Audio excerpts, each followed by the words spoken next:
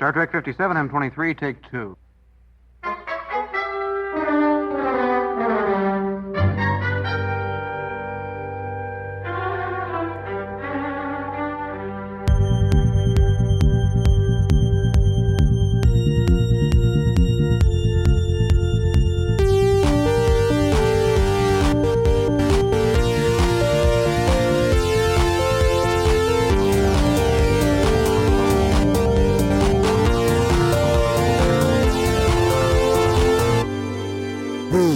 Star Trek Podcast.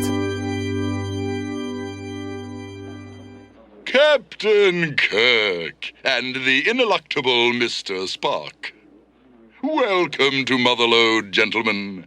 Interested in purchasing a little love? We're interested in you, Harry, for fraud, illegal drug manufacture, and swindling. As I said, welcome to Motherlode, a charming planet which does not recognize Federation law. So you two can keep out of this. All right, Mudd, you've got a deal. Are you aware that Harry Mudd is tricking you via an illusion? What?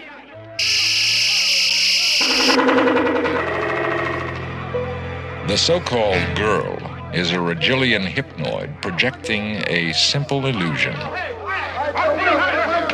Now, friends. We can't arrest you, Harry, but you can give yourself up. No. Thief!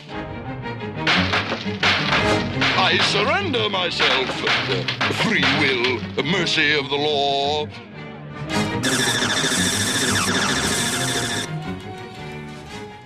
Okay. Yeah. Okay. Get this, guys. Yeah. Get this. Yeah. Get this. Yeah, it's got We're it. starting a podcast. Yeah. All right. Not Yeah. a new podcast. We're No. starting this particular episode of the podcast. Next week. We're getting right into it. No, this week. Right here. Now. Right now. Doing it. Doing it. Episode 113. All right. What episodes are we covering this week? We're covering 2 episodes, aren't we? Mudd's Passion. All right. Jesse, you called out Mudd's Passion, Star Trek the Animated Series, season 1, animated episode series. 10. Terratin Incident. Are we recording live? We're recording live. We're recording. We're just getting right into it. Yep. Got to get right into it. None of this faffing about. And none of this effing and jeffing. Fliffin And the floffin. paraffin incident. No, the Terratin Oh, incident. not the paraffin. Dilly-dally. It's funny. None of that. It's like a wax-based joke. Dan's rocking out with some like wax-based humor or paraffin wax. It's better than a wooden joke. That's what I thought you were going for. Perhaps I'm giving you too much credit. So it's got Star Trek. That's the podcast, episode 113. That's the number of the podcast. You know what you're doing. Mudd's Passion and the Terratin Incident. These are the episodes we will be covering today. These are the episodes that we'll be covering today. As the man said. It's nice to get back to some TAS because we don't always talk about it. I It love seems to be- talking about It's the a animated nice, series. It's a nice show. I love talking about it for a variety of reasons. One of the reasons is because it is, for many fans of Star Trek, it is the neglected franchise. It is the one that people maybe only vaguely half remember from watching as a child, maybe on Nickelodeon reruns or on first run when it was airing. I have a lot of... I remember a lot about it, and that was like my first exposure to and it was Star my first Trek, exposure yeah. to Star Trek as well. And they were allowed to get into some far out shit. The animated format let them do some crazy Well, stuff. the animated stuff is interesting because it's Filmation, like has been mentioned many times before, where Filmation reuses character animations. And I want to know, like, did Filmation... I'm assuming they use the same animations across different shows. Okay. Now, did they make? Who knows? I'm curious to know if they just made all these pre-made animations from the start of the inception of their company. That was the first thing they did, was just make a bunch of animations, and since then they've just been reusing them and recycling. I want to know how often they made a new animation. You know what I mean? Well, it's they, like every they season, recycled a lot of They stuff. recycled a lot. Do you think it's like, okay, season 2, we'll have 6 new animations this season? You know, and like that's how they did it. Because, you know, the bridge always looks like the bridge, and they're always kind of sitting in the same spot. And, they're always going to like. I dig that stability. And they do the probably as a child. I but dug it's that no, but stability it's as well. they always do visually. It's totally like they always do the shot. Sucks you in. It does. But they always do the shot where they're far away and they're running off silhouetted in the distance. I love there's it. the shit. Yeah, and then there's the scene where someone starts running at someone else, and it's like this frontward slow running thing that happens. And they're all slow. It's like, and they're like running at the screen all slow. And then at one point, but then in the Mud's Passion episode, Mud's Passion. Kirk does something that I've seen them do. Last week we discussed a Mud's episode. Yes, we did. Last week it happened. Last week. It happened Mud's last Women. week. It was a week ago So today. it was they did the move that I've seen Kirk do before, but He-Man did all the time, where he did this roll out of the way, like one of those rockazards or whatever. Yeah. Rotoscope. Was like was swinging at Kirk, and he rolled away. It was a You're just Jesse's up to his old tricks, just citing technological, technical names for things. Filmation. And so Rotos go. it's like the most anticlimactic action scenes, because suddenly it cuts to this generic shot of someone rolling and some weird object flying through, and then the monster hitting a wall that is very obviously a different color from the rest of the wall. So you know that, this is the part of the wall that's going to break because it's slightly darker than the rest of the wall. But and then that got me thinking though, to Terratin episode especially. Man, this guy's on a fucking roll. When, Just jumping all over the place. we can get back to the, we're starting a podcast, and Dan's like, turn I'm the starting page the in my fucking notes. podcast. I was thinking the backdrop of the Terratin one with the flowing lava and all that shit going on, that looks like they could have reused those too. I wonder if any of those backdrops were like from, especially the Terratin instrument was used in like He-Man or something, because it's like it looked like the We foreign should do an planet. It's a goofy planet with like crystals. Like Yeah, crystal exactly. growths like everywhere. Exactly, right. So back Okay. back at the ranch. Okay. I just wanted to get that out. No, this is great. This is what people listen for. This is why they tune into us. This is why they tune into They us. tune into They're our like- signal. What are they gonna start slow this week, or are they gonna get right to I'm it? just gonna start going. This is one of them get right to it type of weeks, with none of the dilly dallying, effing and jeffing, Effing and Jeff. the other stuff. Okay, It's very natural. but what? You sound like you're talking about masturbation. It's perfectly natural. Like this is a perfectly natural podcast. Part of the point I was getting at earlier is that the animated series deserves attention. If you haven't watched it, check it out. Watch it. It's worth watching. And there are a few reasons why it's worth watching. One of those reasons is many of the stories are actually super fucking interesting, really clever sci-fi ideas, some things that they couldn't possibly do in live action, certainly not in the 60s, right? And the animated format gives them a little bit more leeway. They can draw all sorts of neat stuff. Another reason is that there's lore that gets that referenced in totally. future stuff. Yeah, Now, there's a lot of good lore. And as much as I joke about the Filmation stuff, there is something surreal and kind of neat about that whole setup. 100%. And But- the backdrops are amazing too. I just loved all the drawings they do for the background. Yes. It really takes you out there. And if you like Lower Decks, then like Lower Decks really takes a lot of Yes. stuff And lower from TAS. it does. And Lower Decks is fantastic, but there's something, maybe it's also just because it's from a different time period. The TAS really makes me feel like I'm in some weird fever dream. Yes. Oh yeah, it's real. It's real surreal. It is aided by copious lashings of snakeweed. If you haven't It was had from the available. 70s. It's Star Trek from the 70s. It is Star Trek from the 70s. It's got the jive music. Lots of positives about it. Totally jive. However, I think it's important as honest podcasters, as honest people, that we do point out that despite the many positives of TAS that make it worth watching, every now and then you get an episode like, and I don't know what Dan thinks, I don't know what Jesse thinks, but in my view, this Mud's Passion shit is some ridiculous, stupid bullshit. Well, I was thinking back to what This was particular episode, the Terratin incident. When we get to that, I love that one. That one was great. I thought this Mud's Passion shit was some dumb, weird. Like I was frustrated watching this. Yeah, episode. it was dumb. Well, It's silly. I kept thinking about the other one, and if my description can't bring up the memory, but what was the other TAS episode? The one with why is Spock so big? Yes, exactly. Why is he so big? The Infinite Vulcan. But see, that's a great episode, even though it doesn't. It's ridiculous. It's ridiculous. It doesn't but make any sense half the time. No, it doesn't. But there's something that works about. I think there's something that doesn't work about Mud's passion. Well, first of all, I mean, was it Christine Chappell? I'm surprised she didn't get fired. Yeah, no. Like, so I think a key factor here she fucking is drugged her superior officer. yeah. Okay, so in this story, Harcourt Van Mudd, he was. I mean, it doesn't matter if the officer's superior or not. It was you fucking drugged someone. He escaped his prison, and it's actually, I think, a very well done comedic exchange between Kirk and Mudd, and as well as Spock and all. Where Mudd is basically explaining what happened to him, since he last saw them. When was the last time? Was it I Mudd or something? Was the last time? I Mudd would have been the last time they saw him. They saw him on TOS. Yeah. But the point being that like this plot is that Mudd has love potion. Okay, that's what it is. It's not a sci-fi story. Yeah, it's not like a sci-fi thing.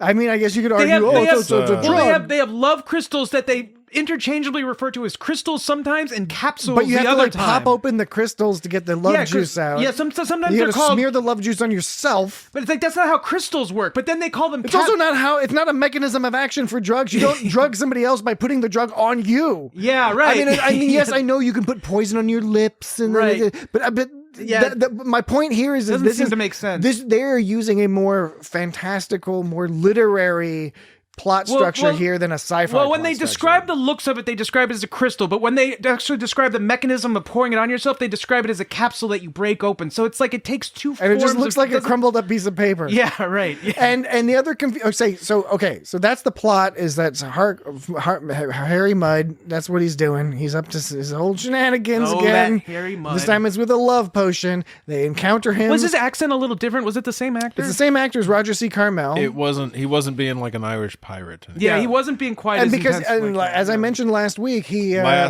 drops that Irish accent. Not this week. Last week he drops that Irish accent partway through that episode. We discussed Mudd's women last week. Purely coincidentally, by the way. Yeah, we did not mean to have a week of Mudd. It sort of worked out. It took me a minute to get my memory back into place, getting into this Mudd zone again, since it's been a whole week. Mudd zone. This plot. When you got mud butt. This fucking plot. This guy Mudd. He's got a love potion, but we later find out that he doesn't seem to think the love potion works. Okay.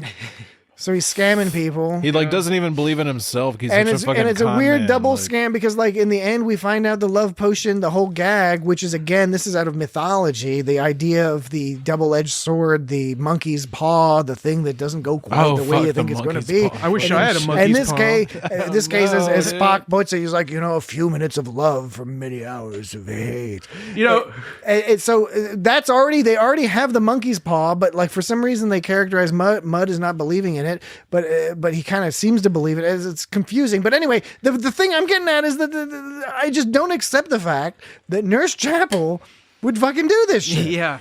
I think it's so out of character, not just for Nurse Chapel specifically, but for Starfleet people more generically. Yeah. And although on TOS we have seen examples, there's an existing lore and history of Nurse Chapel being in love with Spock, and Spock and possibly loving her back just naturally in his own Vulcan way.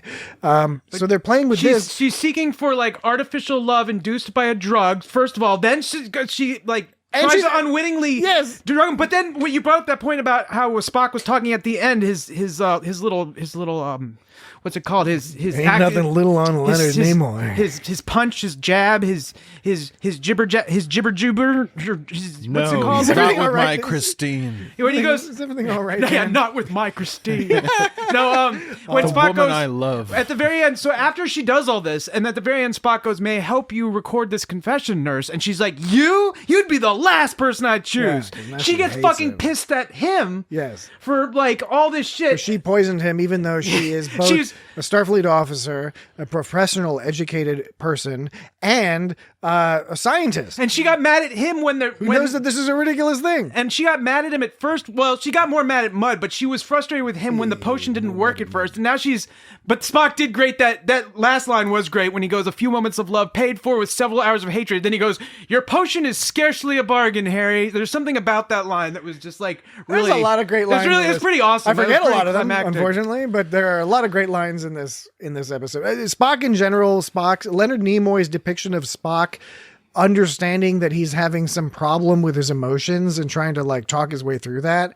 is I thought he did a wonderful job, but yeah, the fundamental fact that Nurse Chapel drove how this plot went, I thought was annoying. I'm always sort of annoyed with Nurse Chapel because I've seen like The Cage and the same actor played like the first officer, and then they just demoted her to like yeah, they demoted her to nurse. Consolation prize, and then later they demoted her to just like some crew member's mother. And then, well, eventually she in Star Trek 1 she's a doctor. Even though she's more of a character. Well, they make her she's a doctor at that stage in Star Trek the Motion Picture. Oh, really? Okay. And on the one hand that's cool, on the other hand it's depressing that in 1979 that's like a whole scene where she's all like, "Oh, I'm a doctor now," and they're all like, "Well, isn't that curious that you're a doctor now?" So, oh yeah, you were talking about like Mudd being a swindler. For some reason, he didn't use an act. The best thing he could find to test his to demonstrate his potion on in front of those was a Rigelian hypnoid. Okay, why would he? I just, like that. It was funny, but it just once again, it's like, wow, you've got something that can completely change the What appearance the hell's of this a thing. hypnoid? Why doesn't it seem like it's more difficult to train a animal to do what you're trying to get it to do than just like hire a human to yes, you know, exactly. It was like a mark or whatever, not a ferret, mark, ferret lizard. Okay, so and then What was that thing? and that was on planet Motherlode. okay, yes, I was in the Motherlode. Yeah. What the fuck? There's been all 3 years of TOS coming up with all sorts of clever names for planets that are not dumb, and even most of the animated series they have like clever names like Motherlode, and it's a fucking mining planet. You know, because it's like a lode, a mineral load. There's so much mining. A strain of it's a lot of more mining. Mudd's always hooked up with mining concerns. Yeah. It's crazy. But you know what's going on here? I mean, and if you're a swindler like Mudd, if you're a con man, the first thing is you need a plant, and your plant. Meaning like somebody you have in the audience who you can use to trick other people, and best you can they're always trying to somehow trick, it's easier somehow it's easier to minors. train and change the appearance of a Rigelian hypnoid. I did like person. again as much as this episode frustrated me just because fundamentally I think backing up. Oh, and no, by the way, on Motherlode there was wolf people and people too, which is interesting. I don't know. Weren't there some like lizard people too or something? Was not sure. They're trying to marginalize the proletariat. Yeah, basically. So okay, intense. just to back it up for a second, right? I think we've discussed in the past when we've talked about the animated series, we've discussed how in some cases it seems like where there, even in good episodes where there are issues, it's because it seems like they've taken an hour-long story and crushed it down into, half an hour or, 45-minute story, turned it into a 20-minute story. Sometimes it works out that way just with the animation versus the live Sure, action. but there's a lot in terms of the editing and the story pacing and stuff. Sometimes it feels like they have so much interesting story to tell that they've just got they try their best to squish it down. This is I would argue that Mudd's passion is the fucking opposite. They have like two jokes that are funny and they stretch it out into an entire episode that requires them to make all sorts of people have to act like the fucking fools. It's like there's like people dancing in like the transporter room and like I'm surprised Scotty's like gonna get with that like cat chick. Well, see, I'm surprised. I'm surprised it took them that long to get to that part of the plot where it gets into the airstream and infects everybody. Take a while. You would think that would be one of the first things that would happen in order to fill up space in the episode is to like have all the crew get all drugged up on love. First, you had to have Harry Mudd. Trying to sell his magic love potion to these miners, and he talks about, I forget the quote, I don't know if one of you wrote it down, but where he's basically talking about like, I'm paraphrasing, but he's like, how the fuck could a bunch of ugly motherfuckers like you get somebody to fall in love with you, somebody worth it? You need a love potion. And one of the monster aliens is all like, they were like sort of canine apes or something. Yeah, it was unclear. Canine bear I dug it all. apes. The other thing that was weird about that colony they were on Motherlode was it's only one shot. It's one angle when Kirk and Spock are showing up and they're watching Mudd give his little speech. There's one angle where it looks like there's like a future Gremlin car, like that old Gremlin, like parked there, like a future version of it. I don't know if they just figured on Motherlode people would be driving cars. Maybe it was a shuttlecraft. Who the fuck knows? Strange business. I was trying to find the part you were talking about, but but you failed. It's all right. True love is worth any price, Captain. $300 because he's charging 300 credits. No, by the end, 300 credits. He should have. I wonder what the credits are on that planet. There definitely wasn't gold pressed latinum. 300 credits. Yeah, they get to that voice. And I think that's James Doohan. James Doohan does most of these extra voices. Oh, I think he did the voice of in too much. Terratin. I think next episode. I think he did. He does a million He did the voices in voices all of the- episodes. He does all the voices that aren't like Spock or Kirk or McCoy. Right. Like in that, he does that 3 billion year old alien spaceship creature where it's all like so then, like- lonely. Oh yeah, so lonely. so lonely. Yeah. And then like Majel Barrett and Michelle Nichols do the other voices. Yeah. And they sort of alternate. Yeah, yeah. I love how Spock is always so snarky. He's very snarky. Yeah. He was talking about like Example incoming. example. It's coming up. Dan is typing furiously. He goes. He's doing word searches in a document. It's in my brain. I'm just typing to find my brain. Jesse has a physical notebook that he takes his notes Goes in. Kirk at the beginning. Kirk goes, "Do you think Harry Mudd is down there, Spock?" Spock says, "The probability of his presence on Motherlode is 81% plus or minus 0.53." Phrased extremely strangely. Yeah, and then McCoy goes, "Why can't you just say Mudd's probably there?" And then Spock goes, "I just did, Doctor." Yeah. You know, this classic Spock. I love And these. in the deleted scene, there's just like 5 minutes of them just beating the fuck out of each other. Yeah, right. Now, does it seem like there's more of this sort of like Spock McCoy bickering going on in TAS than in TOS? No, there's a lot in TOS. It's the same. There's a It's the lot in same? TOS. We don't always interpret it the it's same a way. whole lot. Yeah. Well, It actually, comes across a little differently in live action. Actually, yeah, in last week's, the one we did last week, there was the whole exchange at the end where McCoy was talking about how, like, is it canon that Vulcans have their hearts on the side of their chests? Because, didn't you remember? that may have established it. I don't know if- Spock says something about his, his internal organs being arranged differently than McCoy's pleases him to know. Yeah, he says, the fact that my internal arrangement differs from your doctor pleases me to no end. Yeah. What the hell did that mean? Yeah, Like, I guess he just means he's not like a human. He's trying just to shitting stick on him. it to him.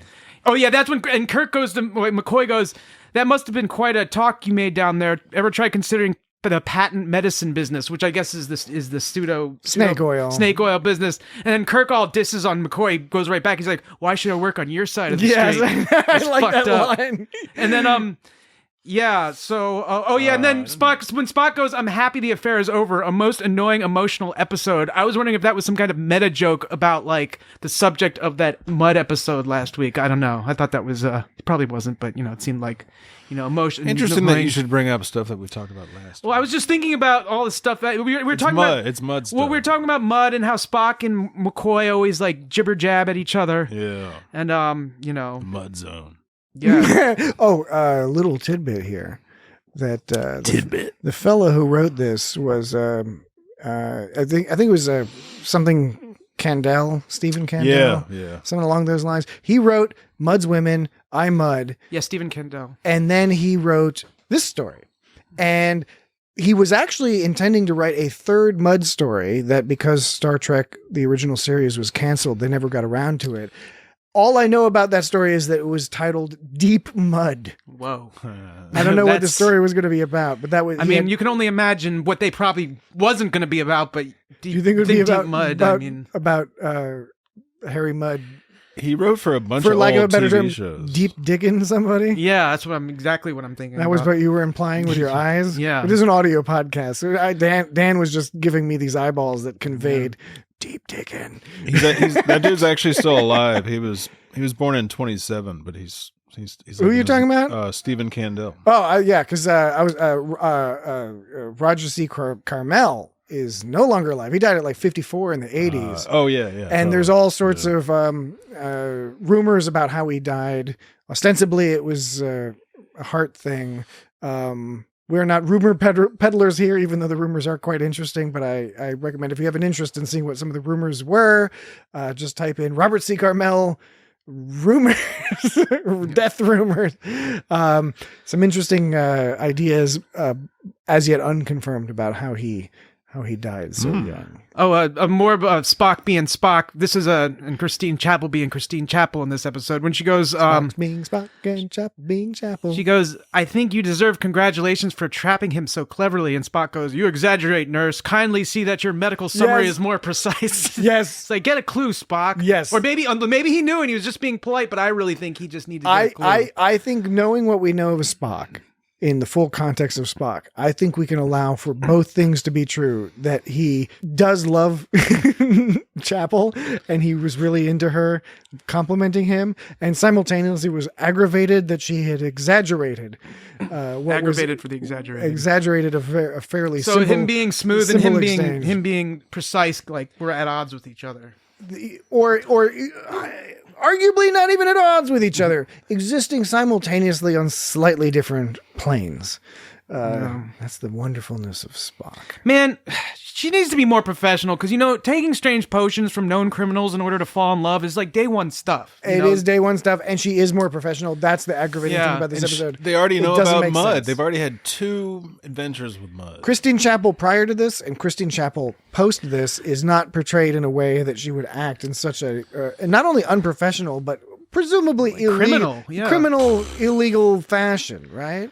We're fairly open-minded here, but poisoning other people to manipulate them into being your love slaves, I think qualifies firmly in the not cool category. Especially if it's Spock. And they even mentioned in this episode last time they met Mud, it was he stole a spaceship apparently. I guess this was an Mud. This guy's always stealing spaceships. Yeah, and then loading them up with chicks. And then robot chicks. And Kirk says he's drug enhanced chicks. Mud's pussy wagon. Love potion chicks. And Kirk was saying that he sold Starfleet Space Academy to a planet or something. Oh, yeah. Fuck. He meant Starfleet Academy. He just misspoke. But I mean, still, like, I don't know what's going on. I need to see that episode. Some shady again. business. Yeah. this guy's So up to Chapel some shouldn't be shady trusting business. this guy.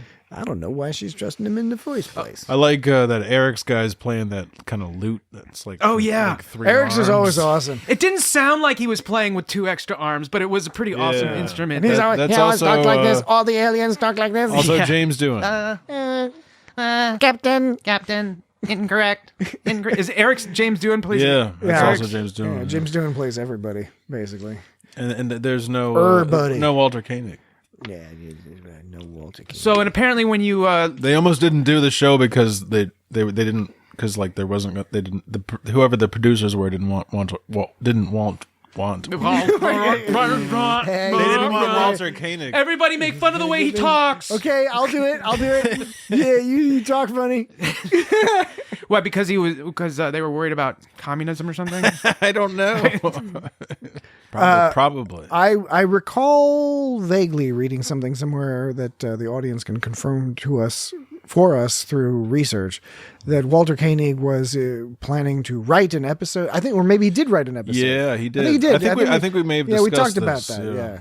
That's probably why I remember, because we've been doing this podcast a very long time. Nurse Chapel's sweet episode summary. 113 episodes. 113. Dear lovely Christine. Lucky 113. No, not with my Christine. Yeah. My favorite Spock line in this whole thing was, Nurse Chapel's sweet summary.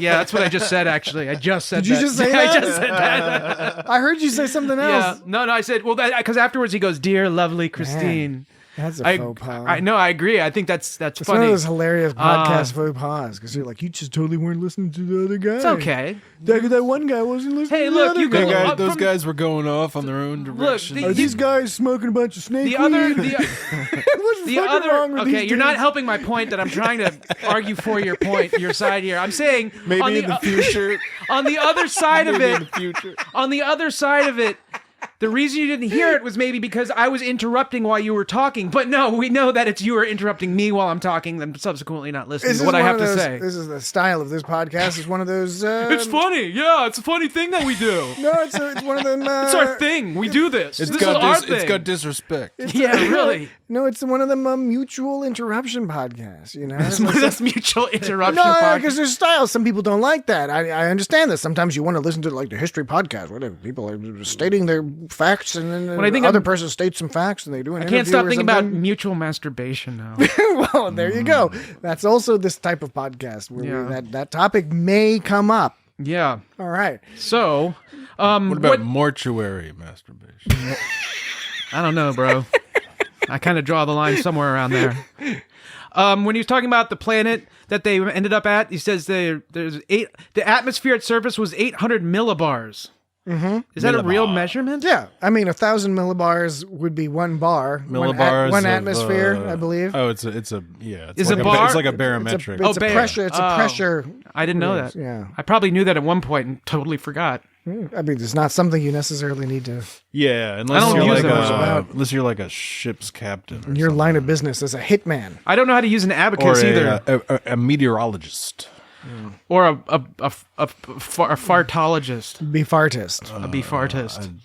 So wait, at one point, Mud takes Christine Chappell's ID and Mud's passion. and like Mud's passion. he like Mud he takes her ID and he puts Mud's it. Oh God damn it! I know he uses her ID. This to get just out of takes the so room. much longer. He than like the- he puts his picture on her on ID. right? Like, why would he even bother at that point? I don't know. Presumably, It was- somebody It was looking at it bewildering. It was bewildering. Yeah, somebody looking at it for 2 seconds would say, "Wait a minute, there's something This is what I wrong." was trying to say. You're not This is- Christine Chapel. This is a stupid episode. It's a really stupid fucking episode. It's so dumb. It's so dumb. And I'm surprised because when you look at the reception of this episode, most people don't give it like a 5 out of 5 or nothing, but generally it's like a 3 out of 5. People are like, "Oh, this is like a good." If you They said you it was watch good anything- for like continuing the Mud thing. or Yeah, something. I mean, I like seeing Mud, except in this version of Mud is somewhat more sinister and evil. Yeah. First of all, I think This it's involves He's drugging like, he's like people. Neelix. yeah, it's drug. Yeah, he's more like Neelix, just an evil motherfucker traveling around the universe causing trouble. It's interesting. Space creep. It's interesting though. This is about drugging other people to make them, or drugging yourself to make other people fall. I don't know. It's drugged making, by God. It's making other. no, by Baldric actually, but the effect is much the same. It's kind of similar in a way. Wait, what was this? So she rubbed the stuff on Herself, herself. Now and then she touched. She got in his She lap. touched Spock, and then she fucking jumped in his fucking lap in a She's like, weird, "Oh." Yeah. It's weird way. Yeah. So this is actually Chapel, are in you some injured? in some ways it's similar to Mud's Women, except it's more sinister somehow because Mud's Women involved a person taking a pill and becoming more attractive to everybody. And they but were this with one, Mud voluntarily, even though he was abusive and there were a control issue. There was a bad situation there. The women were they were putting up with Mud as a means to an end that they desired. Now, as we commented last week, the end was heterosexual marriage. But nevertheless, they had some agency. In this case, you're taking agency away from somebody by putting a blood potion. But instead of being Blood attractive potion to number everyone, 9. you're forcing someone to be attracted Yes, to you. exactly. Yeah, Exactly. Mud That's is what like- makes it more sinister. And plus, Mud is just drawn more sinister in this episode. There's something about his face that's like He's horrifying. got like some kind of like admiral's coat on or something that too. Mud is like some kind of with like a rose. he's some kind of metaphor for advertising For Advil. for advertising Ibuprofen. for advertising culture somehow, because he's like trying to push on this standard of beauty, and he's trying to like trick the men into thinking that they need this beauty, like, and he's pushing all the drugs, and there's some kind of metaphor for His how shit's always it works. Relying on like dudes are horny and I can make money off of dudes being horny. And he's pushing these made up beauty standards and things like that. I don't know. Maybe that's just art reflecting life, or life reflecting yeah, whatever. the problem is that nobody's really pushing back on that. They're just Yeah. like, you're going about it in an illegal way. You should sell these drugs in a store. You should get a license and pay your Federation taxes. We want our share of the credits. Oh yeah, that's right. Stop stealing spaceships. Yeah, stop stealing spaceships. She got mad motherfucker. at Mud for the bad drugs, so she chopped him on the neck. She beat him up. It was a whole ridiculousness. And These then drugs are whack. And then Mud. somehow those drugs, and they shot him, and they turned into dust, and they went in the air vent and spread throughout the ship. Like that, somehow they turned into dust. That means they're really old. Yeah, and they were Expired. And then when everyone started falling in love with each other, you got all these. And now I did enjoy there were jokes here that were worth it, and I can imagine that the writer Stephen Kandel maybe had this image at first. He was like, "How about this? How about we get Scotty and that cat chick flirting with each other, and that cat chick's gonna do all sorts of like and and she's gonna scrunch up her face all weird. Scotty's gonna start singing. Yeah, and Scotty's gonna be all like talking about not drinking scotch but still having a hangover. And Scotty, by the way, looks like a fucking ghost. Like I don't know. There's something about the skin tone they use on Scotty in the animated series makes him look like a ghost, and I think it's offensive to Scottish people. They would put such a pale pallor on his face. Mud referred to her as a poppet. A poppet is like some kind of doll. Puppet. Yeah, a puppet is a doll. Is it like a moppet? They're all surprised when Spock falls in love. That makes how do Vulcans fall in love? Have we ever gotten pinned down exactly how this works? They don't ever admit to like love itself. They got their arranged marriages and their pond but falls. they have like they're still all about like having families and stuff. Spock is half human, bro. And because like in Enterprise, And he is half. well, in Enterprise you have the relationship between Trip Tucker and Tucker's chuckles. I like that you're referencing Trip Tucker has evolved to the point of incomprehensibility. You sound like George W. Bush. and to Paul.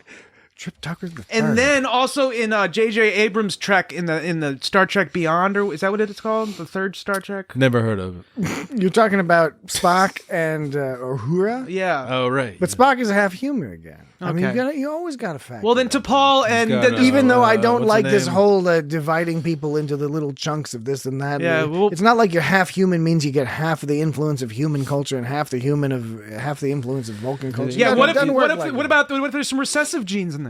Well, it's not just about genes. What about it's its recessive your- genes? his It's not just upbringing. about khakis too. His sister is that Khakis? Michael Burnham. Not just about genes. It's about khakis. Oh, this was a long way to a corduroy. pun, but it was a good pun. A good pun. A good pun. A good pun. Your name in the future when society collapses. Daniel Goodpun. Yes, you're going to be Daniel Goodpun. That'll be your new name. Goodpun. Dan Goodpun. Goodpun. So He'll set up shop. You'll have like a little anvil where you sit and create your puns for people. My in pun exchange, shop? in exchange for goods. Daniel Goodpun. Whatever coin works in the future. Give me a good pun. Bitcoin, Ethereum. That's not a good pun, Daniel So- Goodpun. so- Why wasn't a good one? So to Paul and fell in love.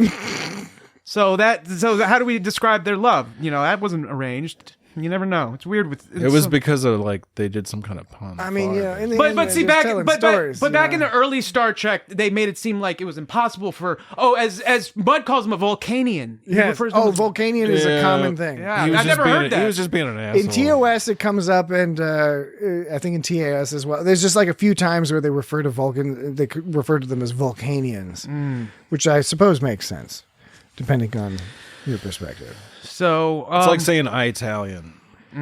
Well, You're just kind of rubbing it in. Or something. getting back to old MRES, I liked. Oh, when yeah. there was a point when Spock was all like basically saying he loved Chapel. He was basically talking all fancy to Chapel, right?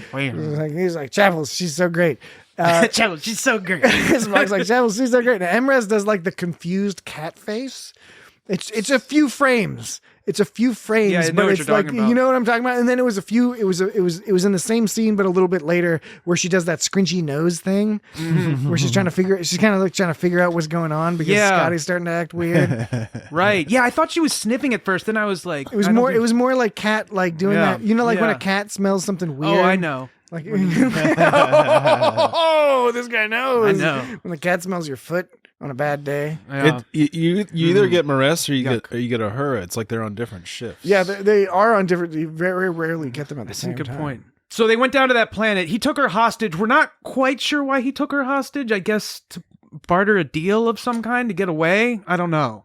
Hey, Mud, this episode's stupid. As we just explained, there's so much stuff that doesn't make sense, and the motivation and the plot.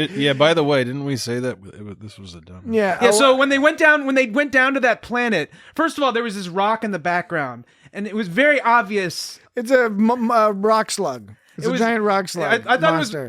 was it the Rockadile or was it the Rockazard? Well, there was the rock slug, and then there's the rockadile. Okay, so Crocodile. what you call the rock slug, I called the Rockazard. But rock I get slug, you, like a Charizard, except a rock. Well, its slug works just as To well. me, it looked more sluggish. Okay, so the rock slug. Trogdor. So this was even before it revealed the animated eye that was about to happen. But at first, it was Which like you could still see. You could still see it was shaped like something. Then it cuts back, and you see like the discoloration, meaning something's going to animate there, and then So I thought that was kind of a hilarious scene because it was crazy. It was crazy because this episode is stupid, and that scene was crazy because it's like you've got all this other stuff going on with the love potion, then all of a sudden it's like, you know what we need?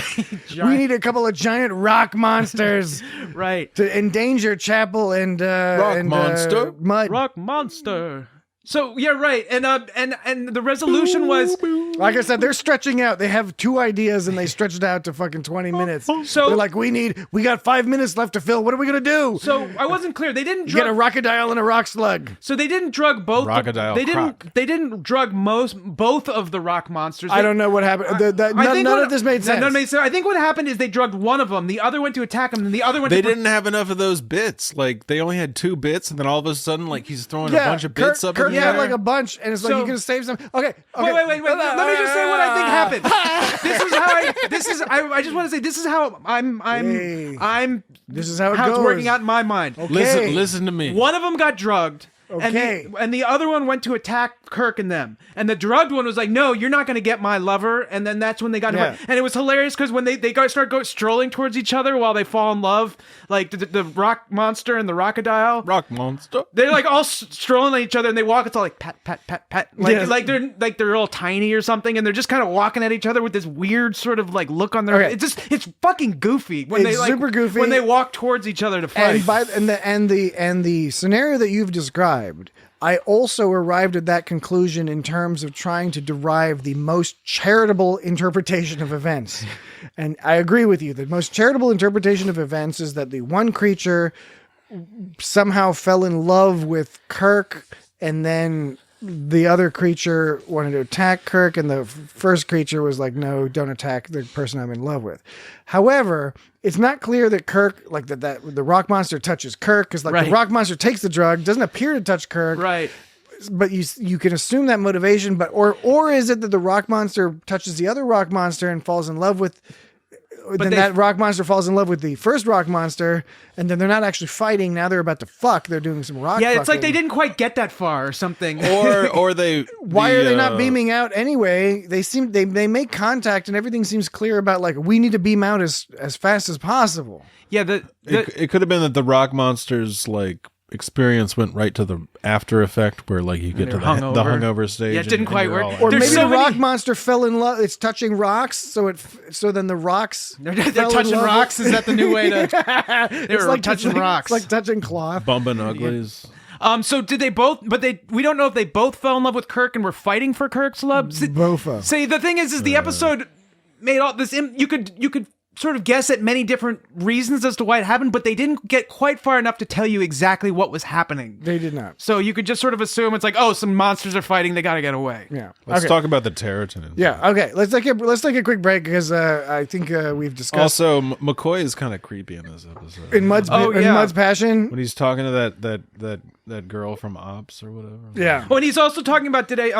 He was talking about that pretty little Lieutenant Uhura. Yeah. Everything he says is a little bit kind of. You remember that episode of the animated series a few episodes back where they go back to the amusement park planet, and at one point McCoy is all like looking at a southern plantation, and like he's all like, oh, the good old days. Right? Yeah. It's like a fucking straight up plantation. Yeah. Okay, anyway, Mud's passion. It's a stupid episode. We'll take a break now. Don't bother. When we get back from the break, Terratin incident coming right up. All right, we're back. Time to talk about the Terratin incident. Yeah. Season 1, episode 11. They did a very male centric thing on the last one. Speaking of, you don't say. They were talking about how it only works love between a man and a woman, but they were saying if two people of the same sex take the drug, they're just pals. Yeah. But if two people of the opposite sex, okay, no, that means they're. I'm glad you brought it up because even I'm presuming they didn't intend it this way, but the when Kirk and Spock were kind of hugging each other on the planet, I was getting mega homoerotic. Yeah, I was / Kirk and Spock / fiction vibes off of that. I was like, this is some. I think that's what they meant. They were essentially doing that. Do you think that? I think they were doing that. And they just put I'd that. like to think they did do that on purpose. I think you'd like to think that they did do that on purpose. I would like to think that they did on purpose.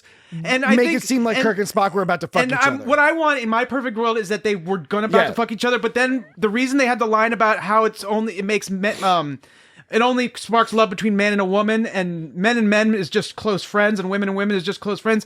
I want to think that they had to add that in because the studio execs were evil. It was the piece 60s. of shit studio. And then they didn't want. They didn't can't want just let men have fun with each other. Sometimes it's fun to have fun with a dude. A fantastic womanly quality. It was before Woodstock. Heal the wounded. A fantastic touch. Okay. Next episode, season 1, episode 11, the Terratin incident. The paraffin incident. Yes, the paraffin incident. So wax-based humor again. Me and my wax-based humor. Typical Dan. We're gonna start calling you Waxy Dan. Waxy Dan. I thought it was Waxy Dan Speed. What was it? Something one? Goodpun. No, Waxy Goodpun. When society collapses and you make your living selling puns to people, your name will be your trade name. Goodpun Dan. Dan Goodpun. But for now, while society has prior to the collapse of society, you'll be known as Waxy Dan. Okay. And that Dan is not a trade based name. That is merely a nickname based off of something silly you said once. Long ago. Right. I mean, right now, but in the future, it will be long ago. I can go with that. It's like those, like those Viking guys, and they all had nicknames like, like heavy, Bluebeard, hammer, heavy Bluebeard, hammer, butt fart. It's like your legendary name, long butt, like Dan Waxy Butt. Do you ever listen to the opening of the Star Trek the Animated Series theme and think the end? It kind of sounds like. The very end of it sounds like Wheel of Fortune or something like that. It goes Desilu Productions. This episode was written by Paul Schneider from David Letterman fame. Is it the same Paul No, Schneider? I don't think it's. Of course, it's not the same one. I was just playing. No way, dude. Paul Schneider. Come on. What if it was? Come on. Or no, maybe Paul Schneider. I'm thinking of the actor who played Mark Brandanowitz on Parks and Rec. Who's the one on David Letterman? That's a different guy. Of course, that's a different guy. Paul Schaefer. Yeah. And Paul Schneider plays. I bet it's neither of those people though. See, this is where wax-based humor gets you, Dan. It pulls you down an incorrect path. Some sort of pulls you way down an incorrect path. Confusion of. All right. Paul Schneider he was an American screen. Oh, he's dead. Paul Confusions. He wrote the Star Trek original first season episodes. Okay. But he didn't write all of them. Which one did he write? Who wrote the Star Trek the original series first season episodes? He didn't write every episode. Stop yelling at me! He wrote Balance of Terror, The Squire of Gothos.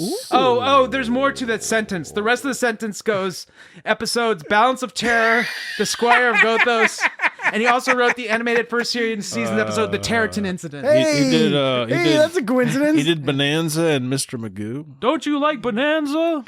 He was born in $6 million man. You want to listen to a good podcast in New Jersey. If you want to listen to a good podcast, turn this shit off and go tune into Bonanas for Bonanza with Andy Daly and Matt Gorley and a bunch of other people. It's good. Bonanas for Bonanza. They watch every episode of Bonanza. You're not even making that up. That's for I'm not making that up. That's full real. Bonanza is actually a pretty fun show. Yeah, I mean, I haven't watched it, but I don't have to because I just Andy listened to Daly's pretty funny film. Bonanzas for Bonanza. I haven't seen many Bananas episodes. for Bonanza. I've only seen a couple episodes, but they're pretty solid. Right. Or maybe I'm thinking of Gunsmoke. I can't remember. You're probably thinking of Gunsmoke. Yeah. To somebody, that's offensive.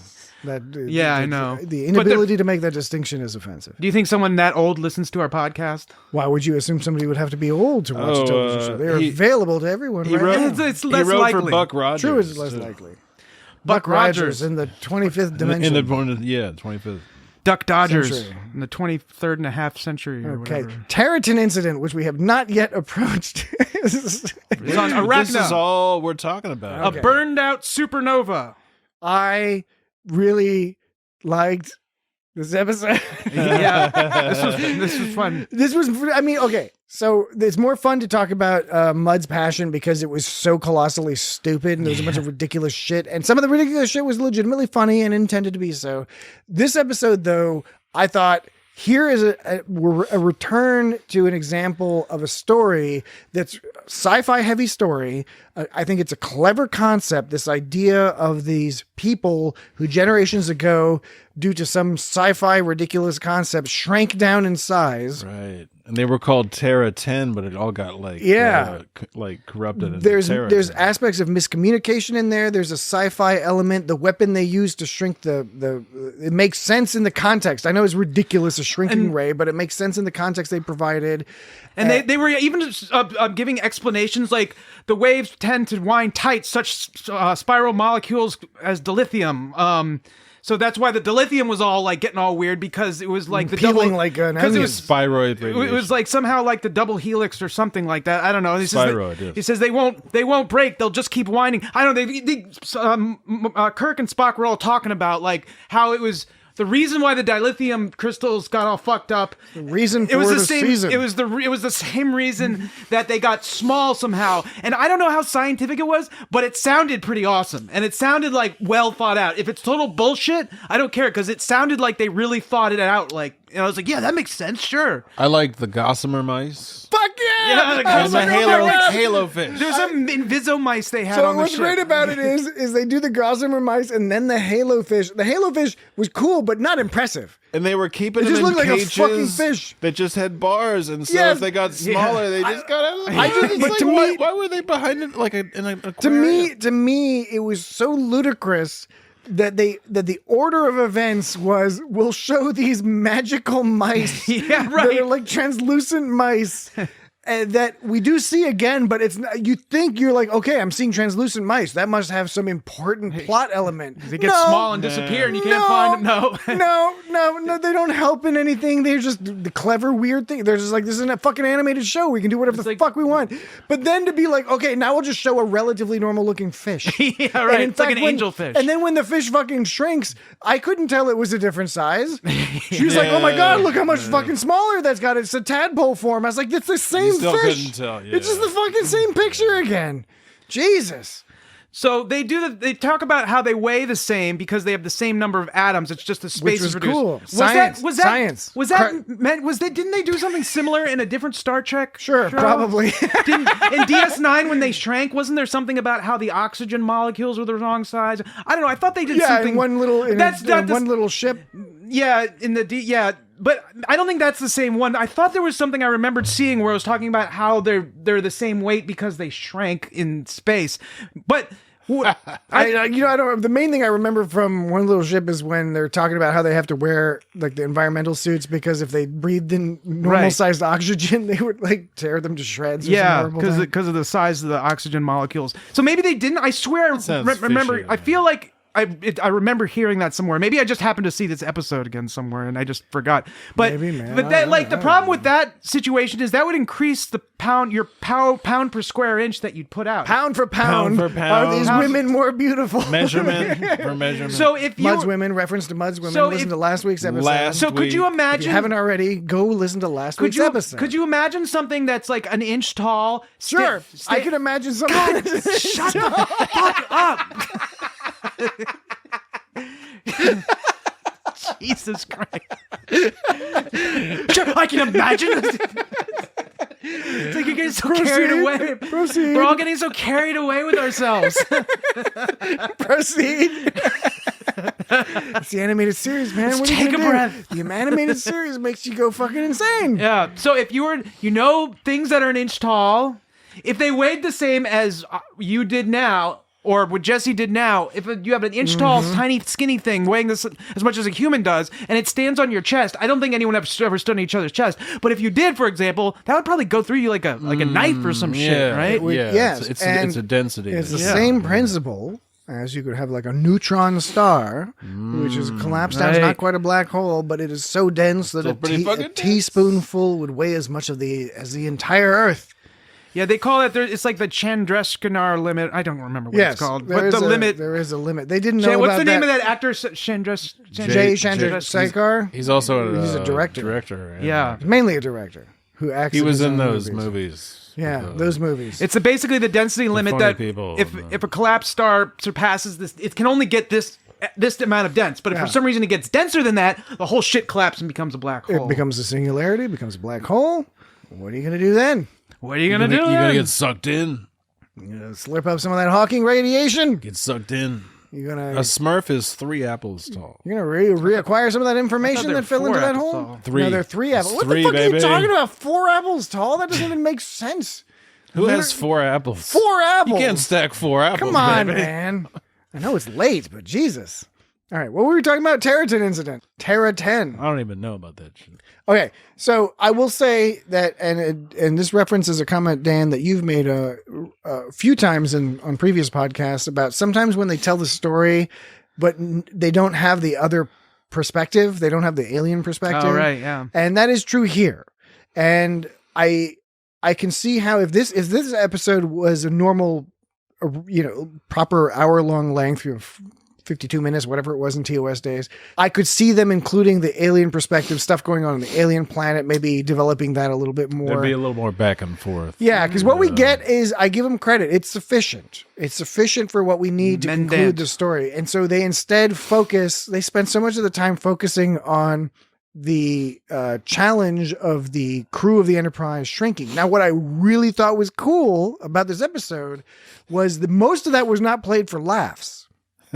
Right? You can imagine an alternative where they would have played this episode for goofy comedic laughs as the shrinking crew starts acting sillier, having sillier and sillier shenanigans. Because it ends up like people are like falling and like breaking. Sulu like breaks his fucking leg. It's hilarious. They keep tripping over dumbass shit. Like, Sulu gets knocked off by an egg timer. Like, because it starts out with like Uhura's like, well, I just can't reach my shit. Yeah. Oh yeah. She's all standing up. No. The first is the engineers who are like, Scotty, we're trying to fix this shit, but the tools are too big to use. And Scotty's like, what the fuck are you guys talking about? And now they like have to like take a grappling hook to pull the fucking transporter or whatever. The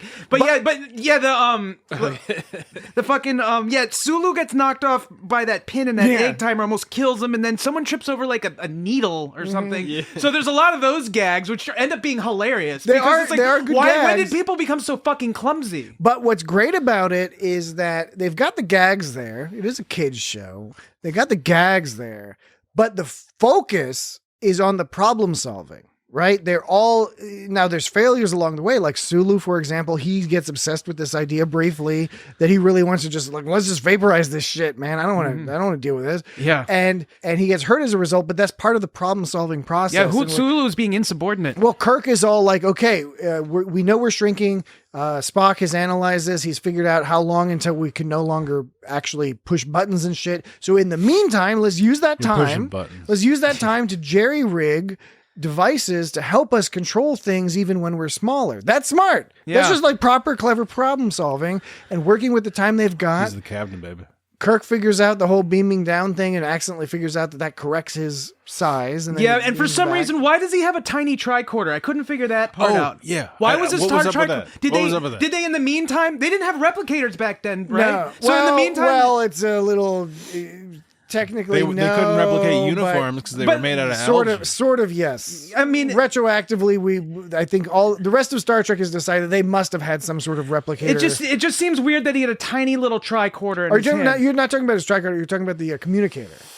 When he was down on that planet, I noticed that he too. was regular size, but his tricorder was teeny. The communicator. The communicator. Yeah, right. And like, why did they have that? Why? Yeah. My assumption.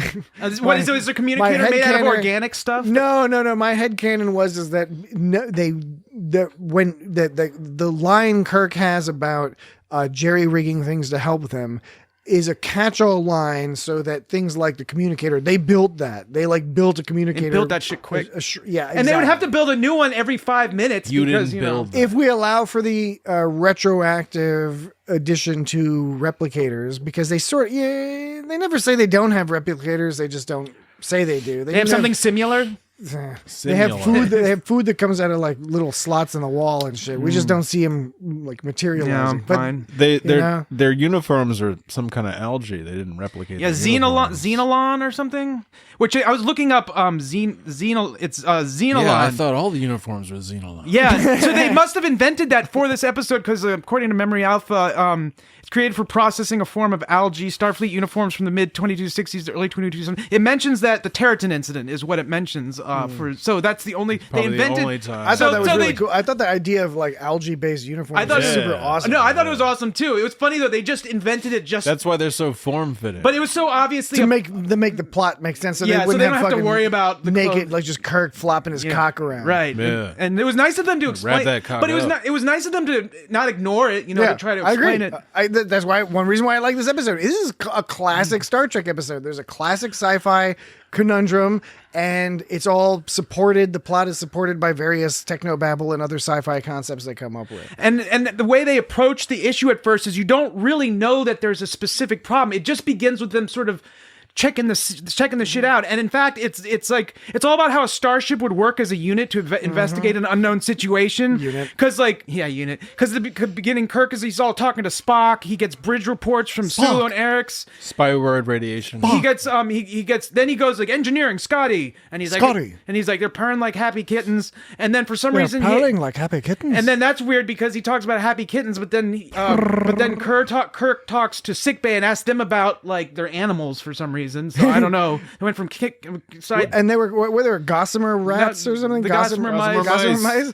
And it's great. I like the reason that line works so well is Kirk is going, like you said, he's going through each of the major departments and asking what their status is, and he gets to the medical department. How are those gossamer mice? And that's the great part. It's like, are any of the experimental animals displaying any odd things? And McCoy's just straight up like, oh no, the gossamer mice look fine. And as you know, those motherfuckers, they tweak the fuck out if anything's just slightly weird. Yeah, right.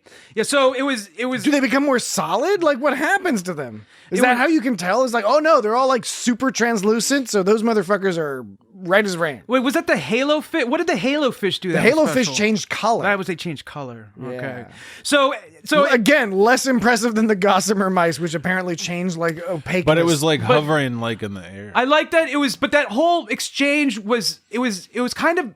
They could have abbreviated it, but they didn't, and I like that they didn't. I like that they took the time to calmly go through. Okay, check this part, and then after some shit got fucked up, they were like, "Anyone hurt? Eric's. Uhuru does some damage reports. Sulu gives an update. Spock gives an update. No casualties from sick bay or engineering, and it's more of them working as a unit, and it's taking the time out of the episode to show them working as this unit. This is something that the team, the new kid focused Star Trek Prodigy has done on multiple episodes, where they take the time to be it's a different style, of course, different editing style, but there is still the focus paid attention to this idea of problem solving and getting the facts, figuring out what the situation is. And if you don't do that, there's some sort of drawback. There's a punishment that comes with not taking the time to consider what exactly is going on. Yeah, and then the approach of discovering what was going on, it was all we knew is there's a mysterious planet. We don't know what's going on, but we know something's going on. So they're just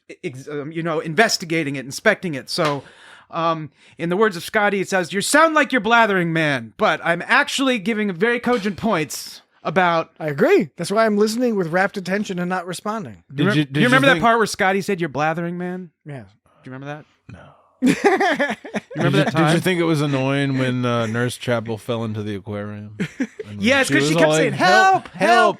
I know. You could tell they were just looping that sound bit over and over again. Yeah, and Nurse Chapel is not... These two episodes are examples of Nurse Chapel not being treated well in the animated series. Yeah, the 70s. Come on. It was weird because she fell in the fish tank, and it sounded to me like she said help clearly, but she was still underwater. How could you? And it's like, how are they going to miss like somebody falling into the fucking aquarium? Yeah, they said they were all. It's going to take them a while to get there, but like they know she's there. I wonder if they had a There's a cetacean lot of- ops on the original Enterprise. If they had some porpoises. Yeah, they maybe. Some porpoises, some. They humpback would have done it whales. on Purpose. All the tools, sir. They're too big for us to handle. You sound like you're blathering, man. Yeah, I mean, it's Spock, are you slumping? I have never slumped in my life, Captain. Yeah. But I was about to ask you the same. All those jokes are stupid, but they work because they're shrinking, and they're shrinking for a rational reason because of the crystals that have the spiralness.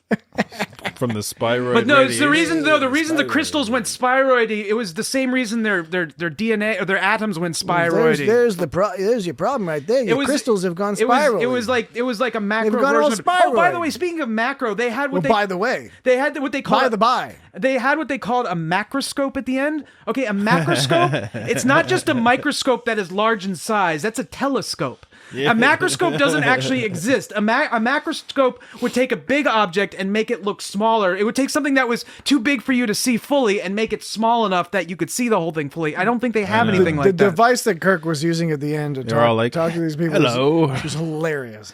It was ridiculous. And it was like this crowd of like little people, and it was like, and they all talked like this. hello, little people. So yeah, the Mendant. I think that was. We are proud I people. think that was Like, hilarious. where's my crew? And they're like, here we are, we're over here. That was, Fuck you. I couldn't. So yeah, he goes. I'm the Mentant of all the city. Equal. He goes. Equal in command to yourself. We are people of pride, Captain. Equal to your own. We neither offer. It's like, and he goes. like, we take it easy, And he little goes. guy. We neither suffer insult nor give apology for actions. And it's like, was that supposed to be some snarky but sort of self-deprecating way for the little leader dude to disrespect humanity? He was. He was basically like, y'all can go fuck yourselves. We're gonna do what we want to fucking do. Yeah, man. we're like you. We're a bunch of pieces of shit. Yeah, we are only care pieces about of shit. ourselves. God damn it. Don't tread on me. We're super lame. We're super lame, just like you, Captain. There's supposed to be some kind of commentary on people, but I think that was James Doohan. I think played. Of course, I mean, but one can He assume did all that. the voices. One, you Yeah. can assume if How it many wasn't times am I one of gonna the say main that? voices, it was James It Doohan. wasn't. For all the attempts they made in this episode to be all explanatory and scientific and all that, they never gave the little people high pitched voices. They even went so far as to say, "Oh, big people are too loud for our tiny ears." Yeah, but that they was didn't cool. make. But they didn't make the little people talk all high. They didn't make them talk like Let this. them make the little people talk all high. Let them make the little people. They look like a little goby talk all high. Let them make a little. Lollipop guild. They weren't all like. They weren't all like. The Lollipop Guild. You kill a little furry little people. They make them talk all high. You weren't all like. I'm gonna Was it- squeeze your little toes Was and this- your little nose off. Was it Little this? toes in your nose. Was it this episode I was talking about? How this is one of them interrupted podcasts, like talking over podcasts? I think so. Okay.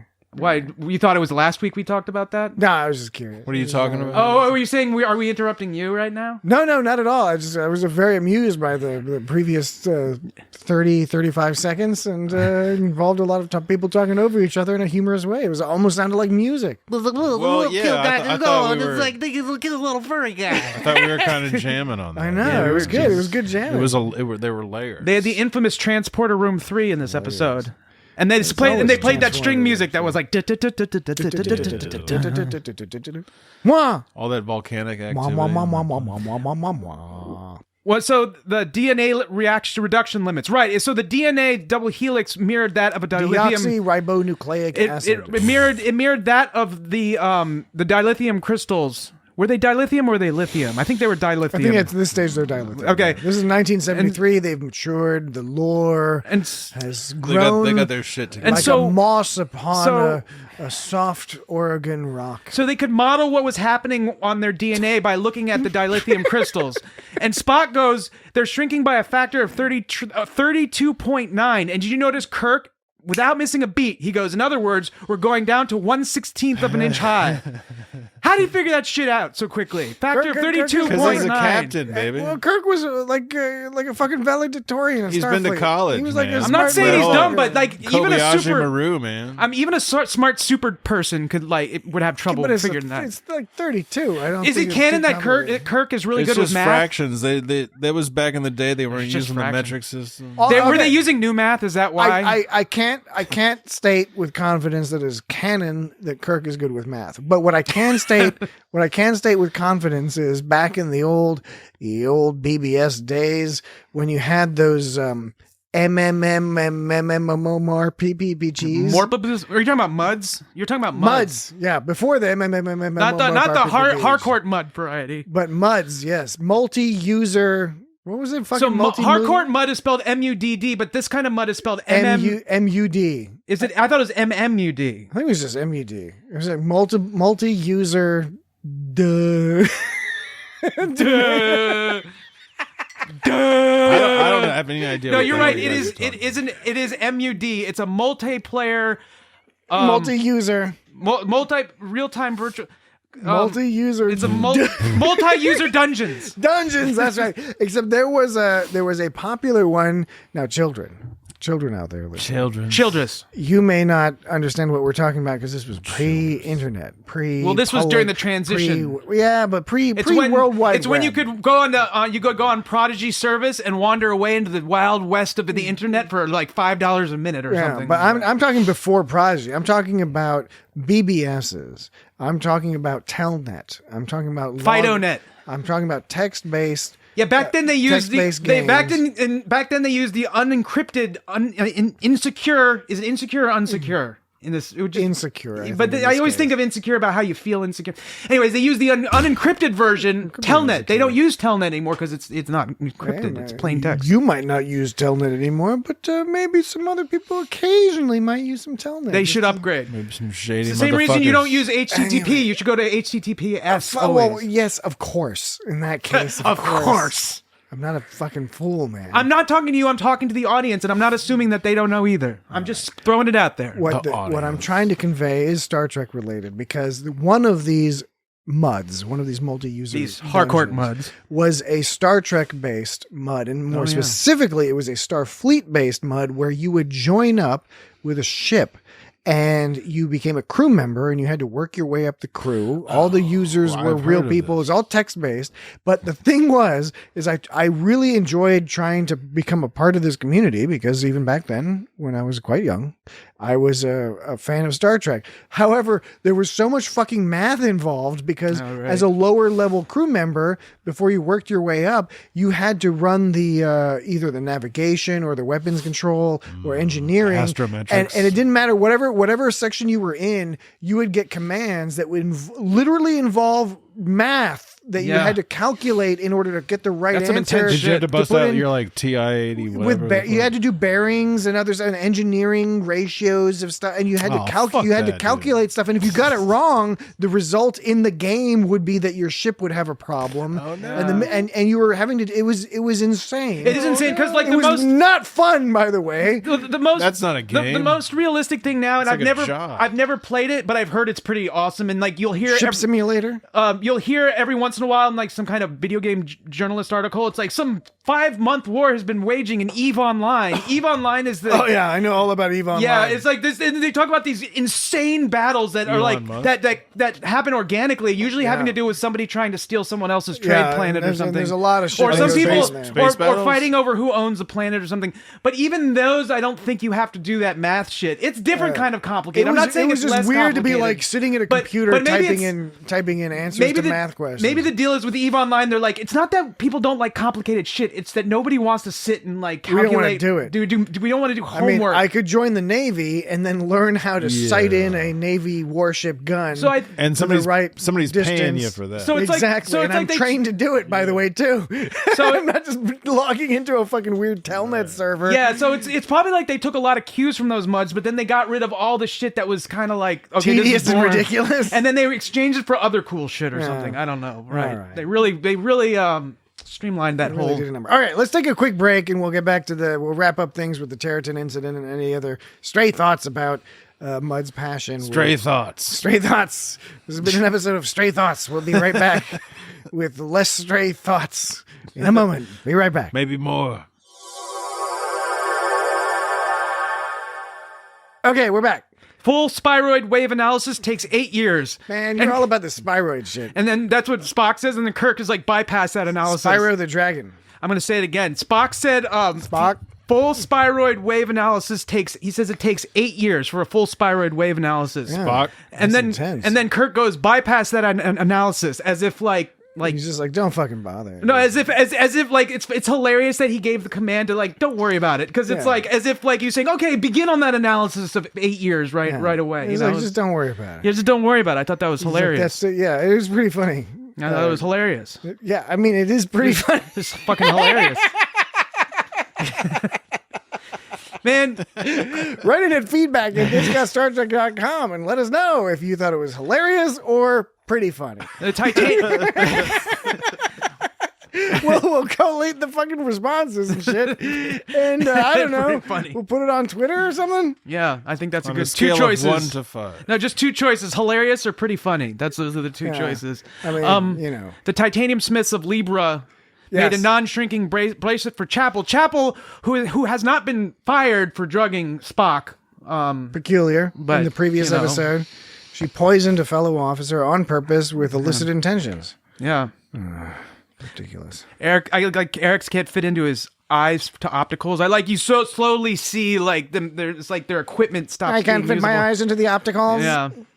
And then they go reduce Mayday signals 1 per 10-minute cycle. It's like seems like an excessive amount of info, but I guess contributes to the atmosphere. Like they're talking about like how often to give the Mayday signals. You know, it's just it's all part How of the. often do you give these Mayday It seems signals? it all contributes to this overall feeling of like you're on a real ship. You know, it's all these little things they sprinkle throughout that may isolated by themselves. What do you mean a real ship? Isolated by themselves, they might seem excessive, but you put it all together, and you've got this whole cohesive experience of be right there on the ship with Captain Kirk and You Spock. got a stew going. You got a stew going. You shouldn't isolate. You should hang out with people from time to time. You know, it's good just to see what's going on out there. You know, at first they were talking about they couldn't tell if the bodies were contracting or the ship was expanding by a factor of 0.3. It seems like they could have used sensors to determine their relative size of their ship earlier on. Could the sensors tell if when the bodies hit the floor? No. Do you know Brielle? Brielle was over the intercom. She was saying, "Anyone, please, Mess Officer Brielle." Yeah, that was upsetting. She had a weird high-pitched voice. Yes. I thought at that point they were going for The high-pitched voice, actually. voice thing, but then they never followed up on that. Yeah, it was just a terrifying eyewitness account of the shrinking horror. The horror of shrinking, which was not fully conveyed in this episode. It was touched on in that what you're referencing there. The fact that if this was happening, no matter how professional you might be, I mean, Sulu's reaction was frankly the most realistic action. Of somebody freaking out and being like, I don't know what the fuck is going on. We're fucking shrinking, man. I don't know what to do. Let's shoot the planet. Intersat code. What about that, huh?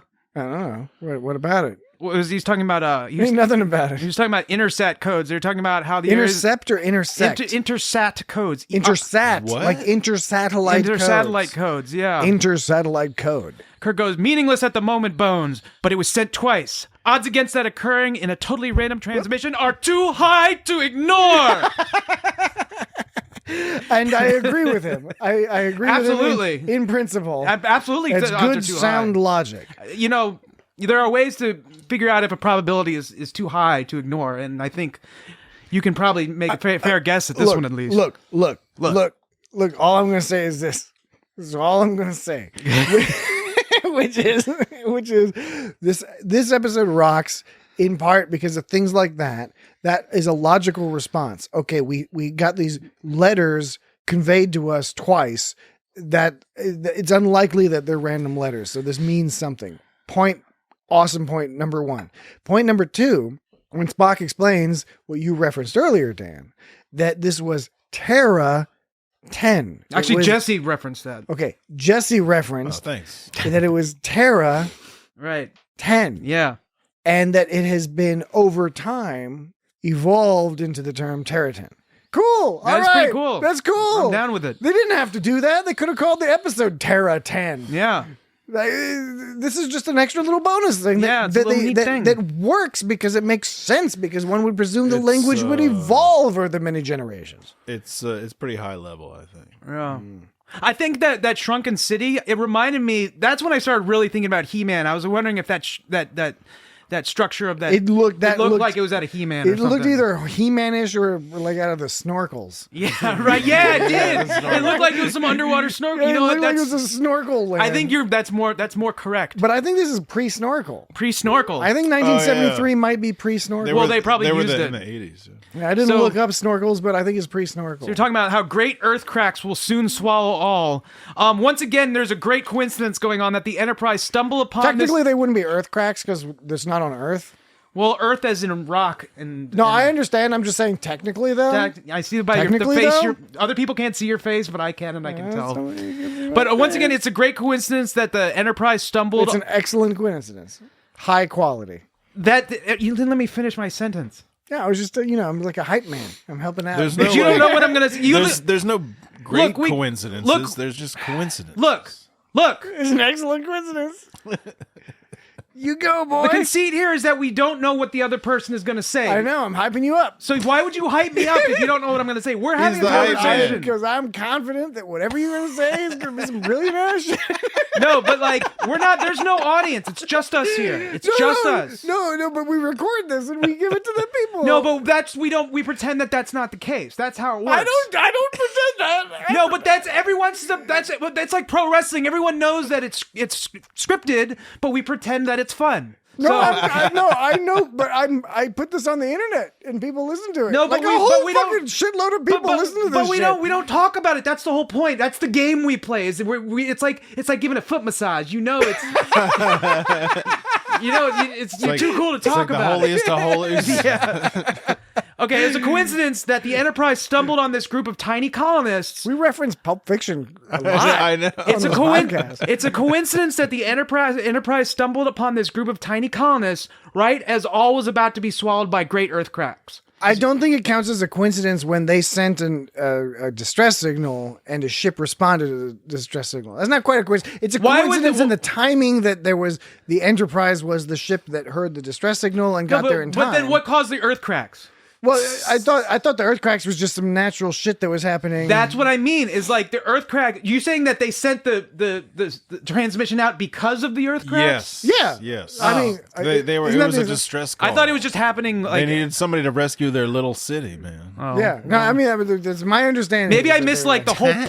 I might have missed tiny city. I might have missed the whole plot of that episode. Then that might have been the main part of the plot that I just missed because I'm fucking slow like that. So they had this satellites with diamonds on. Did you see those satellites with the diamonds on them? Why are there diamonds on this? I don't know. That was cool, but I was going to say that so in Star Trek Picard, season 1, we learned that they have an analog of cannabis that they call snakeweed. Snake juice? Do they have no snake juice? Is in Snakeweed. Parks and Recreation. Oh. But in Star Trek, that's right. Star Trek is snakeweed. Now, do they have an analog for what are colloquially known as magic mushrooms? And if they do, are they called snake mushrooms? Snake mushrooms. They're yeah. called snake frog frog bones. Frog bone. Frog bone. I think you ate too many snake mushrooms. And Where am I coming up with this stuff? Yeah. Snake mushrooms. I can feel it knitting, sir. They repurposed some kind of ear knitting thing to fix their. Yeah, because it was all huge. Yeah, I can feel them knitting. That was sounds so gross. They were fixing his bones, and you could feel the knitting of his bones. What does that mean? Look at that fucking bone. Oh, so gross. Are we in the odds and ends part? I think we're in the odds. We're getting close to the odds and ends. One of these part, days, these Starfleet guys are gonna get what's coming to them. I did not know how to interpret that statement. Yeah. I think you know what I'm talking about. We know what happens to them. we know the conclusion of most of their lives. Actually, that's true. Yeah. Scotty and Picard and Scotty gets Kirk and trapped Spock. in a transporter. Yeah. And then he gets in a fight with Geordi because he's aggravating Geordi all the time. That's what he deserves. That's what he gets. What he deserves. Man, you get what you deserve. Odds and ends. Any other odds and ends? That's it. Does TAS always have like does TAS have the same amount of Wow. Does TAS have the same percentage of like end of the episode jokes that TOS has? This one was pretty bad. It was like Spock goes, "We came rather close to making it more than honorary," being the title of those people. Yes. And Kirk was like, "Yes, I'd say just about a 16th of an inch close." That was a dumb joke. That was a dumb joke. But here's the thing: it was a better joke. The previous episode, I can't remember the line now. Oh, the one was well, that's all right. I just hate to leave you all my loved ones. Yes, that was okay, what Mud that's was the saying. line. That was pretty. Okay, That was pretty so bad. here's the deal: this joke about the 16th joke, ridiculous joke. It's a joke though. It follows joke construction. Yeah. The mud line didn't. It was just like, what? Yeah. All my loved ones. This doesn't make sense in the context of this particular story, except for the fact that you had a love potion.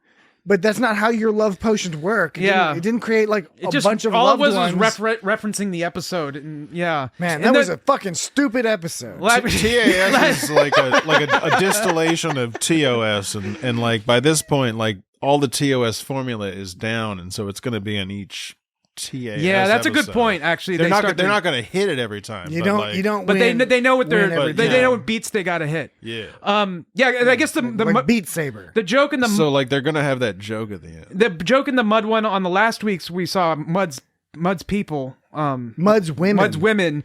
He goes. Although if we were to do it in today's day and age, it would be Mud's people. Yeah. Yes, it's true. I think we mentioned that last week. And Kirk goes, "I can't do that, Harry, but I will appear as a character witness at your trial if you think that'll help." And then Mud goes, "They'll throw away the key." Yeah. You know, it's And like, that's and a great joke. That's pretty good. I like that. Although I think Mud, if I were in Mud's shoes, I would be a little bit more stressed out because he was just like, "Oh no!" Well, he knows he's going to slip out of it. He knows he's going to get He out knows of the it. Federation's I think- soft, and they're just going to put What- him into rehabilitation that he can ignore. He got out of a Klingon. I prison, will like say that Mud's people episode had a lot more jokes, lot more jokes at the end, because then there was that whole exchange between Spock and McCoy and Kirk that we were talking about. So Yeah. there was a lot of packed in humor at the end of that one. No, but I mean, it's a full TOS. yeah, they had the time. And they did more than one take. Sometimes I think these animated episodes, it's like, all right, Shatner's in the booth. 5 minutes later, he's done. Yeah. He just does each line like, He's out of the booth. Okay, next line. Okay. All right. Any other odds and ends?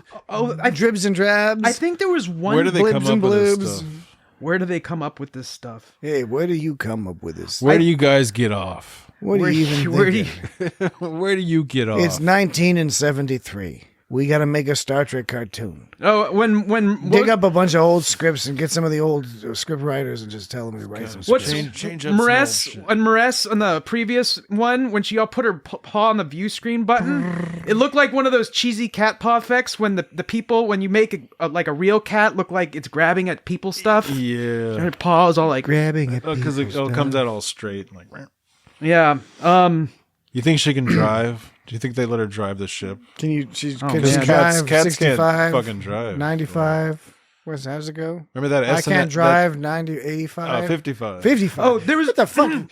It was from back in the day. I know. I guess the implication of that song was that he could not drive as slow as 55. Yeah. He had to drive faster. Yeah. Sammy Hagar, man, that guy. And everyone, that was the- everyone agrees in the United States, you generally go 10 miles above. I think that was the Minutemen album "Double Nickels on the Dime" as a reference Yes, to that. that's exactly because I go correct, exactly sir. 55 miles Yeah. per hour. There's a joke on that. Yeah. Oh yeah, there was a scene in the Terratin incident. And the dime means like Highway 10 or something. Terratin There was a scene that it looked like when they were on the transporter pad. It looked like when I think it was when they transported this little city into the transporter room. I'm not sure, but I think that's what it was. It was close Little up. Snork City. I think it looked like they forgot to put in the floor on the transporter pad, so you were seeing outer space in the background. I don't remember that. I swear that like there's Outer space. So, This like- motherfucker's been into the snake shrooms. So no, I swear, yeah. I saw it, man. I saw it. Like the floor wasn't there. It was just like stars, like in Outer outer space, space. you said. Unless they transported part of outer. Star Trek. Maybe they transported part of the background of outer space into the It's an transporter animated room. series. They can do whatever the fuck they want. Yeah. That's the cool part about the animated series. They literally can and often do whatever the fuck they seem to want to do at a given moment. They won't care that they're kids. Terratin. They're kids. They just put a bunch of fucking bird aliens and shit. Kids will eat that shit up. Void aliens. With the bird aliens and they have a guy with an arm coming out of his chest. If you got the void aliens, you got to feed him the worms. Looks like E.T. a bunch of years before E.T. came out. Call him Eric's, you know? Why do we call him Eric's? Because it's like, you ever know a guy named Eric? Why don't you have two of them? I wonder if, like, one of the reasons... It'd be called Eric's. Eric's. Eric Squared. The reason they do the men on women only romantic relationship in the animated series, do you think it's because they're not good at animating it, so they have to summarize that whole history of what it means for a man and a woman to traditionally fall in love on TV? Like, that definition is already played out in people's minds. So all they have to show is You mean a man they just have to show Nurse Chapel jumping into Spock's lap and hoping he gets a fucking Vulcan it's made for green-blooded cockboner? It's made for kids, so they're trying to like indoctrinate kids into the patriarchy. Yeah, exactly. And they already have that definition established and they can convey it just with that simple animation. But to explain the idea of two men being romantic with each other, that would require a whole new background that we have not been taught. You're around just saying that time area. that as you noted that It'd be like a gold, like sparkly background. They'd have to do all sorts of shit. That we don't know you how to noted do. that Filmation reuses its animation, and so in a way you're arguing that the main reason that we didn't see any lovely homosexual romances in Star Trek TAS is just because Filmation didn't have any reference animations that they could copy. Yeah, right. It would require too much explanation and too much complicated animation. It would require new drawings. Yeah, exactly. Although I guarantee you, there were some bathhouse or something. There were some young men who watched Kirk and Spock being chummy under the Mud's love potion. That was and pretty. Got nice feelings. I enjoyed it. At first, I guarantee you. At first, I really forgot that they were just supposed to be pals, and then like when they put buddy old pal. Yeah, after that they were like, my buddy, my good time boy. Like when they put their arms around each other, like then I was like, oh yeah. But at first, it straight up seemed like they were good for like sweet on each other. The movies, they're all buddies. Like in the movies, yeah, they're more buddy like. Yeah, but in that episode they were earlier on. They're less. In that episode though, they were more than just buddies at first. Yeah, what happened is during the TOS. It was the 70s. During TOS and TAS, Kirk is playing Spock and McCoy against each other as potential lovers. Right. But by the time the movies come around, he's picked Spock. He's already that's why McCoy in the motion picture is like out of the picture, and he has to be called back in when they need a doctor. So I mean that's a headcanon thing. You can believe whatever you like to believe. I've got a ass cannon. What? All right, non sequiturs aside, any other? I've been eating a lot of beans lately. Any other? And corn. Dan was explaining this prior to us recording the podcast that he had been eating prepare for counter great deal of beans and corn and rice. Well, see, that's good. That's diverse. Because there was that one time you were like, I'm going to go on the all broccoli diet. That was just for funsies, though. Yeah, but you had a blog, and the blog all got broccoli diet. The blog got horrifically depressing. He almost died. Day 2 was like, oh no, he almost starved to death. You can't just eat broccoli, right? But now you know.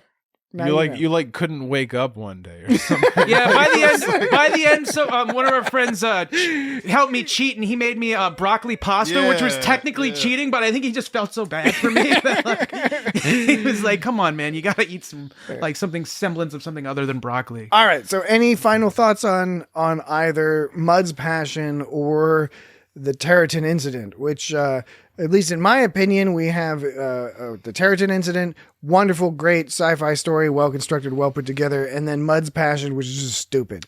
It's just real fucking stupid. They get to be honorary Terratins from now and forever. Yeah, that's pretty cool. They came rather close to making it more than honorary. Mm-hmm. I'd say just about a 16th of an inch close. 16th, yeah, man. Inches. All right. I think we did that joke already. Yeah, since we repeated 2 things that we already mentioned, Mendance James Doohan. I'll assume we've run out of material for this particular episode. Alice assumes what? What? Exactly. Whataburger. Whataburger. Where do you get off? Okay. Wouldn't you like to know? Okay, so that's why the end, I asked. That's the end of this podcast, the 113th entry, lucky 113. Thanks for putting up with us. And we don't know what we're talking about next week yet, but it'll be something great. It'll be something. What are we gonna do when there's 2 Star Treks at the same time? We don't. We don't fucking know what we're gonna do. Then. I was just afraid to even try to figure that out. We're not even gonna think about that. We'll have to come up with some sort of action plan. We'll have to do two each week. Some sort of action. We'll figure something out because luckily it's Discovery is going to be whatever, like Picard and Discovery are going to be playing at the same time for 3 weeks, and then who knows? There might be overlap later too. So much fucking Star Trek they announced. Strange Star New Trek Worlds than is ever. coming up soon, and then Lower Decks, and then more Prodigy, and there's all this shit I haven't been following Strange New Worlds. I don't know its deal. This It's is like the coming up. most Star Trek ever. that's been on ever. Fucking ever. Yeah. Maybe not. Well, maybe in terms of episodes, I don't know. Because during when Voyager and DS9 overlapped, you're talking more like 50 north of 50 episodes. Because they did a lot of episodes. Oh, this Strange New Worlds looks like more of a classic kind of Star Trek. more episodic. Yeah, because Pike on the u.s.s. Enterprise. So it'll be cool. But anyway, so that's going to do it for us this week. So And Rebecca Romaine Lettuce. She should play like number 1 and Nurse Chapel. That'd be funny. that would be funny. But I think that's not happening. No, they wouldn't be that cool. So we will. You just look at the Twitter When is website, fucking Facebook, etc. to find out what Orville we're coming back? Ever? Yeah, that's coming back soon. But we'll announce what we're discussing next week, so you can do your homework and watch the episode. And to find that out, you can find us on Twitter at It's Got Star Trek. You can find us on Instagram at It's Got Star Trek. Facebook, It's Got Star Trek. YouTube, It's Got Star Trek. The website is It's Got Star Trek. It's Got Star Trek. You can sort and all On sorts Twitter, of stuff. on Twitter, you can do it at not it. I know, I already it's did not. that. It's I already- at it's got. It's not it. It's got Star Trek. It's at it's got Star Trek. got- You already did that. Yeah, of course I already did that. What about Instagram? Yeah, it's the same thing. Okay. It's at It's Got Star Ipples Trek. and bananas. Apples and bananas. Apples I like and it. bananas. My Apples- favorite is apples and bananas. No, or is it apples and bananas? I don't know which one I like. I like better. Apples and bananas. Yeah, that's pretty a good. good You one. guys like all sorts of weird shit. Okay. Opals and bananas. So go, Yeah, to, that's go to the awesome. old social media, go to the podcast apps and rate and review. Apples That'd and be bananas. real fucking great. Rate and review. Opals and bananas. That's Tell an your opal and friends. banana. Tell your Enemies. You maybe tell your enemies, Your frenemies. co-workers, Coworkers. Go- Because an enemy of you is my friend. your religious denominations. Coworkers are people in generally your religious adversarial, I community, find. They always hate you after you quit your job. You're one of those people that puts out one of those neighborhood you were newsletters. part of the You team. can mention Yeah. the podcast in the neighborhood newsletter. Yep, the neighborhood news. What about the zine? Do you have any zines? Yeah, if you put out like an people artistic do zine about like zines? punk rock, you can talk about punk rock bands. And why not? We're kind of like a punk rock podcast. You can toss in It's Got Star Trek and be like, hey, if you like punk rock music, you should listen to the It's Got Star Trek podcast. Yeah. It follows. Somehow, yes. You can, it's traditional. It's traditional for podcasts Trad. to put the responsibility of marketing on their users, on their listeners, I should say. Trad Trek right there. Yeah, so Try to trick. yeah, it's up to you. It's up to you to spread the word about the It's Got Star Trek podcast. Weird. Why'd you say it like that? No, man, it's late. I'm tired. Okay, so we will talk to you then next week. Bye. The 11th. Well, yeah, we'll see. Bye. We'll see you next week. Bye-bye. We name you honorary Terratins now and for all time to come. We came rather close to making it more than honorary. Yes, I'd say just about a 1/16 of an inch close.